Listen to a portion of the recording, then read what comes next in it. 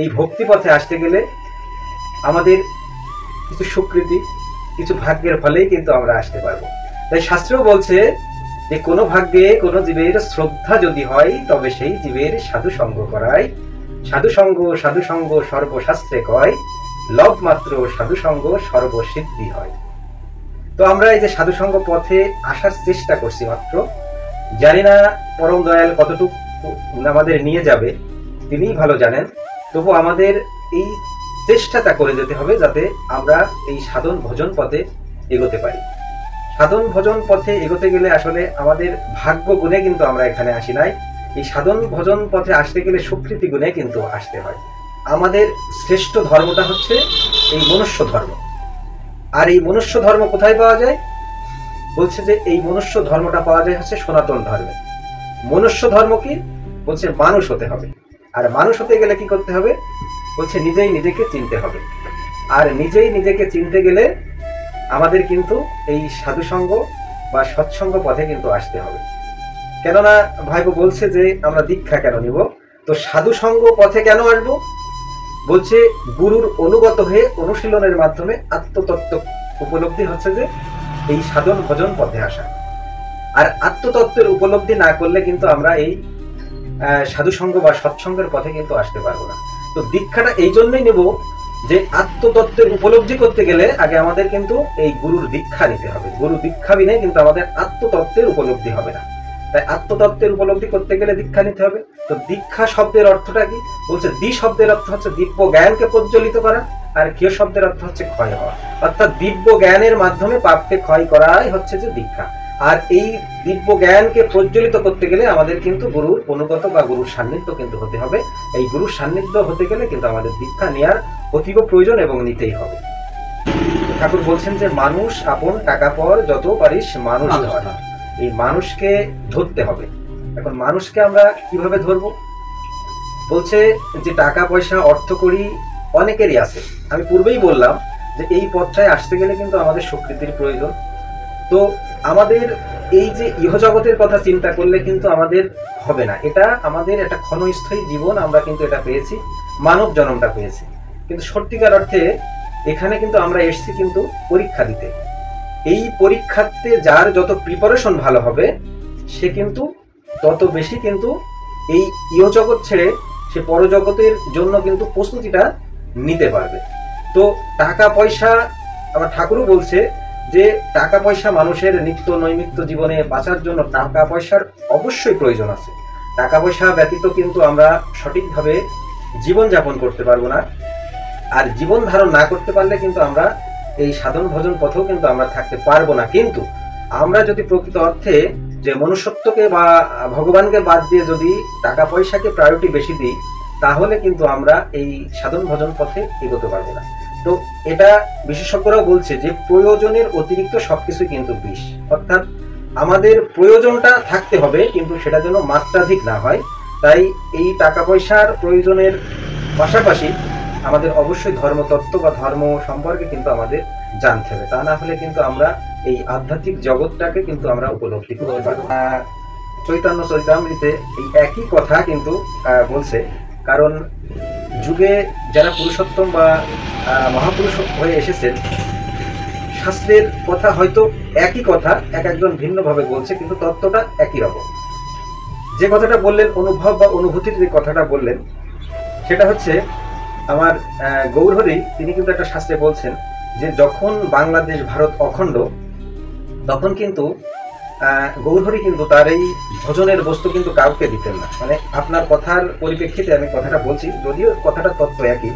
তো তিনি এই সাধন ভজনের বস্তুটা কাউকে দিতেন না। কেন দিতেন না? গৌরহরি জানতেন যে এই ভজনের বস্তু যদি আমি কাউকে দিই তাহলে তারা বিক্রি করে খাবে। তো তিনি গৌরহরি কিন্তু একজনের জন্য অপেক্ষা করেছিলেন যে আমার এই ভজনের বস্তুটা আমি একজনের ভিতরে দিব। তো একদিন সেই সময়টা এলেন, তিনি যার জন্য অপেক্ষা করছিলেন তার নাম হচ্ছে তপন মিশ্র।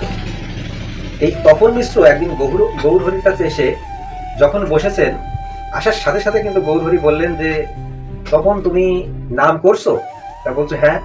তা বলছে নাম সম্পর্কে তুমি জেনেছো? তা বলছে হ্যাঁ। তা বলছে কৃষ্ণ পেয়েছো? তা বলছো না। তা তা বলছে তুমি নাম সম্পর্কে জেনেছো, তুমি নামের মানে নামের বিষয়বস্তুটা বুঝতে পেরেছো, কিন্তু তুমি কৃষ্ণ পাওনি, অর্থাৎ তোমার জ্ঞানের উৎপন্ন হয়েছে কিন্তু তোমার বিজ্ঞানটা কিন্তু এখনো হয়। গৌরহরি কি প্যাসের কথা বললেন দেখুন, বলছে যে জ্ঞানের উৎপন্ন হয়েছে কিন্তু বিজ্ঞানটা হয়নি। তো বিজ্ঞানটা কি?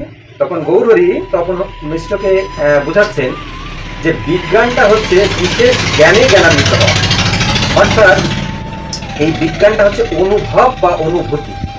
অনুভব কেমন, অনুভূতি কেমন? আপনি যে কথা বললেন যে অনুভব, অনুভূতিটা হচ্ছে দ্যাট ইজ ফিলিংস।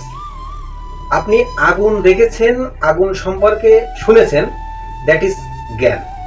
কিন্তু যতক্ষণ আপনার ওই আগুনে হাতটা না পড়েছে, আপনি যতক্ষণ সেকা না খাচ্ছেন, ততক্ষণ কিন্তু আপনার বিজ্ঞানের উৎপত্তি হচ্ছে না, বিশ্বাসও হচ্ছে না।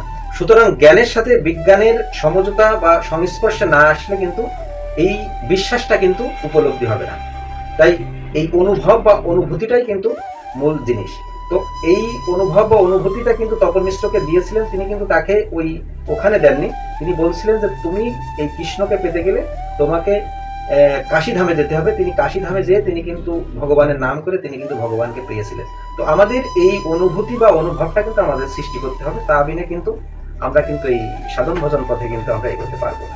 আমাদের যে সমাজে যারা এই কাজটা করবে তারাই কিন্তু আজকে ধর্মের পথে মূলত বাধা ঠিক না, মানে তাদের ভিতরে অজ্ঞানতাটা কাজ করছে। যে কারণে দেখুন, আপনি এখন যদি একটা চারা গাছ বা বীজ রোপণ করেন, তার ফল কিন্তু আপনি সাথে সাথে পাবেন না।